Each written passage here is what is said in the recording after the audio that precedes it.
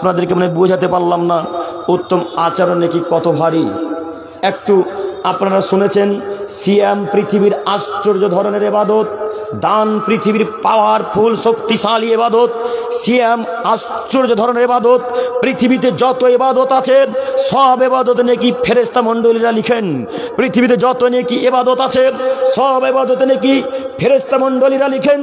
কিন্তু সিয়ামে নাকি আল্লাহ সুবহানাহু ওয়া তাআলা নিজ হাতে দিবেন, রোজার নাকি আল্লাহ সুবহানাহু ওয়া তাআলা নিজ হাতে লিপিবদ্ধ করবেন।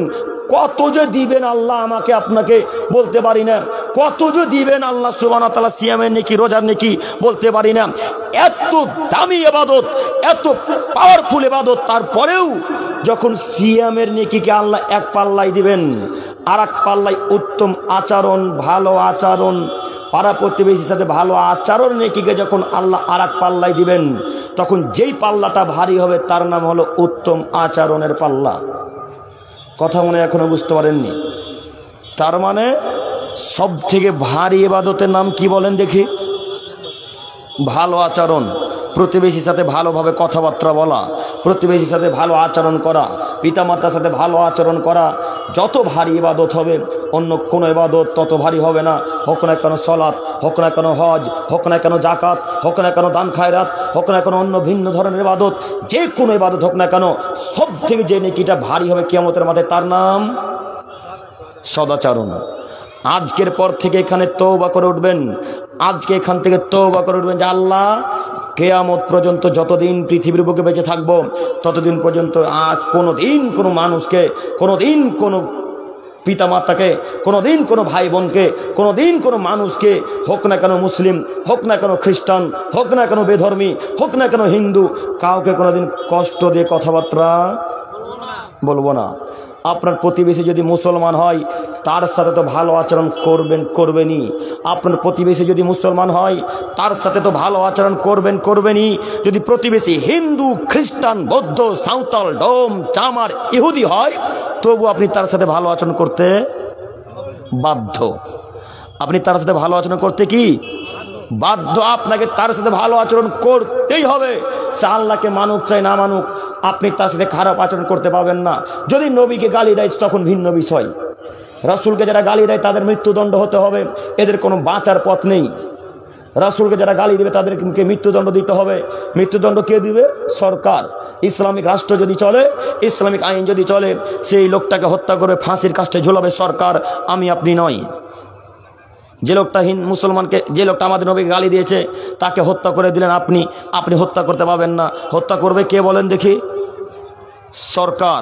যে নেতা, ইসলামিক রাষ্ট্র, ইসলামিক নেতা যারা, তারা হত্যা করবে। মনে রাখবেন, মুহাম্মদ সাল্লাল্লাহু আলাইহি ওয়াসাল্লামকে যারা গালি দেয় তাদের বাঁচার কোনো পথ থাকে না।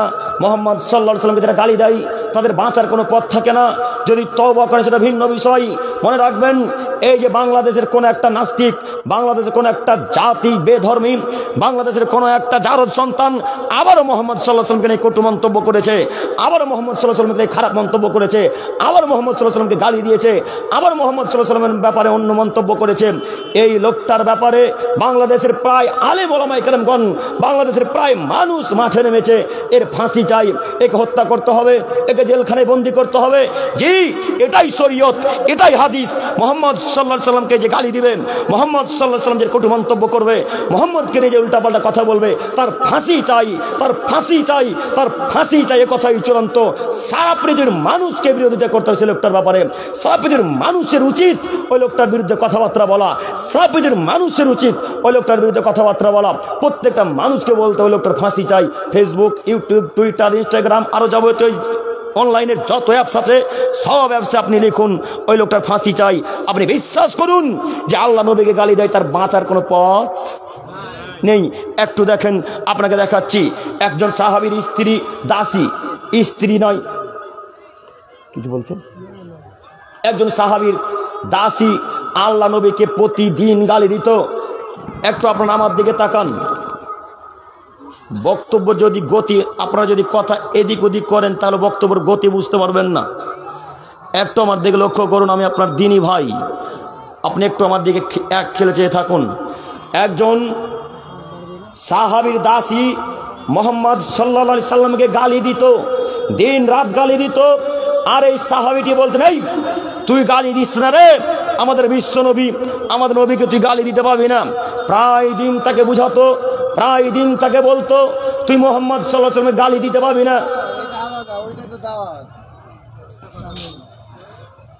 প্রায় দিন তিনি বলতেন তুই মোহাম্মদ সাল্লাল্লাহু আলাইহি ওয়াসাল্লামকে গালি দিতে পারবি না, তুই গালি দিবি না। আমাদের বিখ্যাত নবী, আমাদের বিশ্ব নবী, আমাদের মোহাম্মদ সাল্লাল্লাহু আলাইহি ওয়াসাল্লামকে তুই গালি দিতে পারবি না। তার দাসী শুনতেন না তার কথা। আবার যখন সেই সাহাবীটি আসতেন, আবার মোহাম্মদ সাল্লাল্লাহু আলাইহি ওয়াসাল্লাম গালি দেওয়া শুরু করতেন। যখনই বাড়ি আসতেন সাহাবীটি, তখনই তার নামে পরনিন্দা পরচর্চা করতে শুরু করতেন, তাকে গালি দিতেন। এই সাহাবীটি বারবার নিষেধ করে, তার নিষেধ শোনে না। প্রতিদিন নিষেধ করে, তার নিষেধ শোনে না। প্রতি রাত্রে নিষেধ করে, তার নিষেধ শোনে না। রাগ কন্ট্রোল করতে না পেরে, রাগ কন্ট্রোল করতে না পেরে ঘর থেকে ছোড়া বের করে নিয়ে তার পেটের ভিতরে ভরে এপার ওপার করে দিয়ে মোহাম্মদ সাল্লাল্লাহু আলাইহি ওয়াসাল্লামের কাছে গেছেন। তাকে হত্যা করে দিয়ে, তাকে দ্বিখণ্ডিত করে দিয়ে মোহাম্মদ সাল্লাল্লাহু আলাইহি ওয়াসাল্লামের কাছে চলে গেছেন। মোহাম্মদ সাল্লাল্লাহু আলাইহি ওয়াসাল্লামকে গিয়ে বলছেন, আল্লাহ নবী, আমার একটা দাসী ছিল, আপনাকে দিন রাত গালি দিত। আল্লাহ নবী, আমার একটা দাসী ছিল, আপনাকে দিন রাত গালি দিত। আল্লাহ নবী, আমার একটা দাসী ছিল, আপনাকে দিন রাত গালি দিত। আমি বারবার তাকে বলতাম তুই মোহাম্মদ সাল্লাল্লাহু আলাইহি ওয়াসাল্লামকে গালি দিতে পারবি না, তিনি আমার কথা শুনতেন না। আমি আজকে রাগ কন্ট্রোল করতে পারিনি, আমি আজকে রাগ কন্ট্রোল করতে না পেরে ছোরা নিয়ে তার পেটের ভিতরে ভরে এপার ওপর করে আপনার কাছে এসেছে। আল্লাহ নবী, আপনি কিছু বলেন। মোহাম্মদ সাল্লাল্লাহু আলাইহি ওয়াসাল্লাম চুপ থাকলেন। মোহাম্মদ সাল্লাল্লাহু আলাইহি ওয়াসাল্লাম চুপ করে থাকলেন, কোনো কথা বললেন না। মোহাম্মদ সাল্লাল্লাহু আলাইহি ওয়াসাল্লাম চুপ থাকলেন, তার অর্থই হচ্ছে যদি কেউ আল্লাহ নবীকে গালি দেয় তার মৃত্যুদণ্ড হওয়া উচিত। যদি সাহাবীর কোনো দোষ থাকতো তাহলে মোহাম্মদ সাল্লাল্লাহু আলাইহি ওয়াসাল্লাম বলতেন তুমি তাকে হত্যা করলে কেন, বলতেন না? যদি তিনি দোষী হতেন তাহলে আল্লাহ নবী তাকে বলতেন শোনো তুমি তাকে মারলে কেন, হত্যা করলে কেন, এই কথা বলতেন। শুনুন, আপনাকে আমি কি দিয়ে বুঝাই, আমাদের বিশ্ব নবীকে গালি দেয় তখন আপনার অন্তরে ব্যথা লাগে না।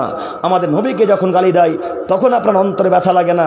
যদি আপনার নেতাকে কোনো একটা উল্টাপাল্টা কথা বলা যায় তখন আপনার রাগ একবারে টকবক টকবক করে ফুটে, তাই না? আপনার নেতার বিরুদ্ধে যদি একটা কথা চলে যায় তখন আপনার কন্ট্রোল, রাগ থাকে না। তখন মনে হয় না আব্দুল করিমকে কচু কাটা করি, আব্দুল করিমকে হত্যা করে দিই। আব্দুল করিমকে হত্যা করলে রাগ মিটবে হয়তো। নেতাকে গালি দিয়েছে আপনার যে কেউ, তার জন্য এত রাগ। আর যিনি আমাদের নবী, বিশ্ব নবী মোহাম্মদ সাল্লাল্লাহু আলাইহি সাল্লামকে যতক্ষণ পর্যন্ত নিজের জানের চাইতে, নিজের পিতামাতার চাইতে, নিজের ছেলে মেয়ের চাইতে, নিজের সম্পত্তির চাইতে যতক্ষণ পর্যন্ত বেশি না ভালোবাসবেন ততক্ষণ পর্যন্ত আপনি পূর্ণ মুমিন হতে পারবেন না। এরকম একটা মানুষকে গালি দিচ্ছে তখন আপনার অন্তরে ব্যথা লাগে না? আপনার অন্তরে খারাপ লাগে না? আপনাকে ভালো লাগে, আপনাকে খারাপ লাগে না কেন বলতে পারেন না? কই একটাও তো আপনাদের ফেসবুকে বিরোধিতা করতে দেখলাম না। বলতে পারলেন না কেন ওই লোকটার ফাঁসি যায়, বললেন না কেন একদিন? দুই দিন থেকে বাংলাদেশে চলছে। ইন্ডিয়া তো কত লোক গালি দেয় আমাদের নবীকে। আমরা তো হিন্দু রাষ্ট্রে বসবাস করি, তাই বলতে পারছি না।